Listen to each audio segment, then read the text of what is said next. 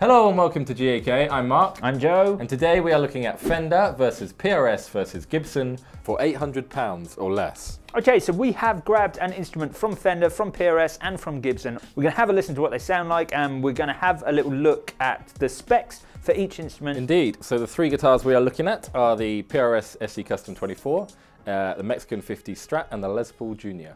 Okay, so first of all, let's have a look at where each company is making their entry-level guitars. Fender have got a few bits and pieces going on below that price point, but certainly for Gibson and for PRS, this is kind of their entry-level area. So I guess Fender to start with. So this is the 50s, this is the classic 50s Strat.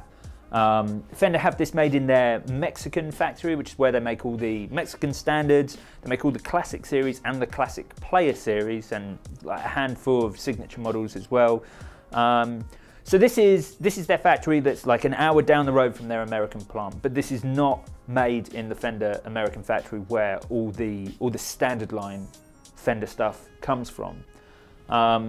With PRS, the SE24s. They're outsourced, so they're made in the World Music Co. in Korea, which is a very reputable factory where loads of other brands get some of their kind of like entry level or in some case high-end bits and bobs made. So Ormsby have their GTR series made there, Epiphone have all their high-end stuff, and a load of other like really good brands go to World Music Co. So that's a totally cool place to have their guitars made, but for the same price you're getting a Korean PRS, you're getting a Mexican Fender. And then whereas you have Gibson, who no matter what guitar you're buying, it's all made in the same factory in Nashville. Yeah. So if you're buying a £600-700 guitar or a £3,000 guitar, they're all made in the same place. Yeah, so they're the only brand who are giving you a US made guitar. I mean, whether or not that has any bearing on it, I think that World Music Co. have some of the best quality control, make some of the best finished guitars in the world, but people still like that. It's still a thing. Yeah. It's still a thing. Fender have shipped where these guitars are made, sort of an hour down the road to Mexico. Gibson are the only people offering an American-built guitar for sub £1,000, which I think that still holds it a place for a lot of people. Yeah. People still like to know that it was built in America. Yeah, exactly. So first on the table we have the Mexican 50 Strat. Looking at the specs, we have an older body, maple neck and fingerboard, and we've got single coil pickups. Yeah, so they're their 50s inspired single coil pickups, and they've gone for like the parchment pickups and like parchment coloured controls as well to make it kind of correct to that sort of 50s look. The 50 Strat might be the most repeated thing in the Fender lineup because it occurs here. It occurs as a 50s classic model. It occurs as a classic player model, also made in Mexico. Then you get it in the American original series, and of course you can get it as a custom shop, as a standard line in the custom shop. So it occurs at 4 price points. So I mean, I'm quite a fan of this. Like, what do you think? Are you picking it up? Yeah, I love the 50 Strat. I love that Fender are giving. I love that it's not a Mexican standard. Like personally, I've always found Mexican standards great workhorses, but a bit anemic, a bit characterless, and this has tons of character. This is a gateway instrument into being a big fan of old school Fenders. I think. No, I agree. Yeah, I just think there's no. I don't feel like I'm cutting any corners. I don't feel like, oh, because I'm spending £700, I'm not getting this or I'm not getting that. You're still getting a quality, like the real deal. Yeah, exactly. And I actually think out of the three, I think maybe there are less visible corners cut on this instrument than any of the others.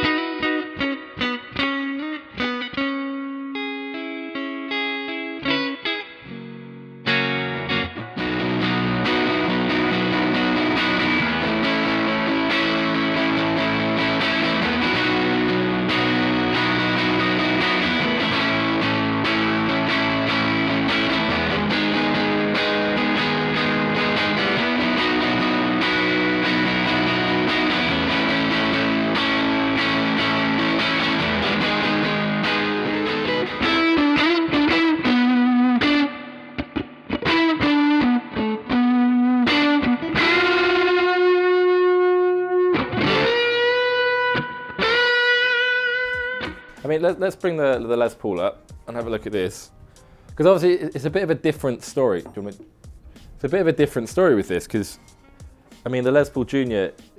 How would you class the Les Paul Junior? Well, I guess the most obvious difference between this and the Strat is that the Strat is an actual Stratocaster. So like I said, the 50 Strat occurs at 4 price points. So you could go through your entire sort of musical career just upgrading 50 Strat and ending on a custom shop. This is slightly different because this isn't a Les Paul.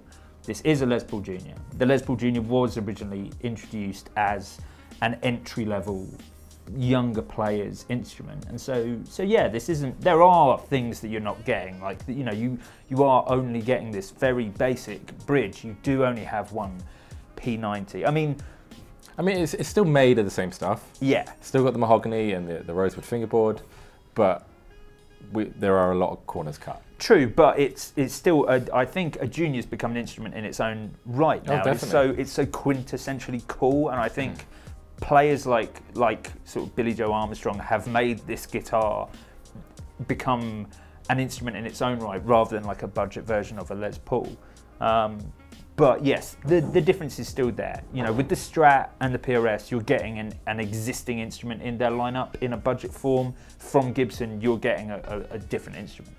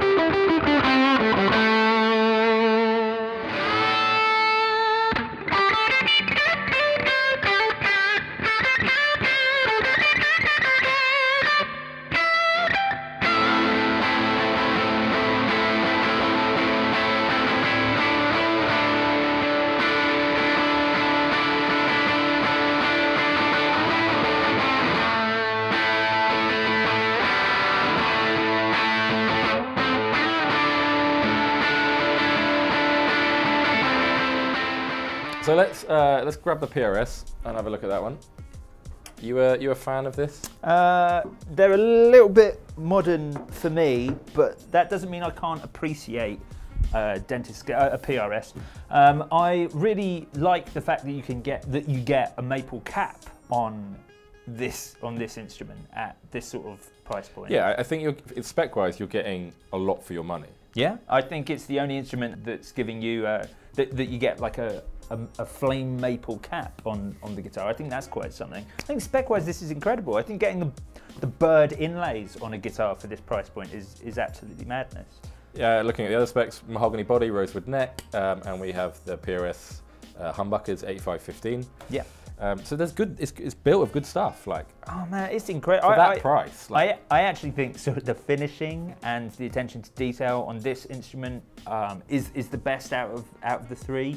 Even if it's not sort of my personal favourite out of the three, I think this is incredible value for money. I can't believe that PRS could have just made this without a flame maple cap, saved themselves a chunk of money and charged the same for it, and I think we'd be having the same conversation about this instrument. So I love that they've kept that in. I think it's incredible value. I mean, you know, it could be one of the reasons, you know, PRS are kind of climbing the ladder in terms of success. Yeah. And they have been doing for the last decade, yeah. Yeah, so maybe that effort that they're giving you a lot is the reason why. Yeah.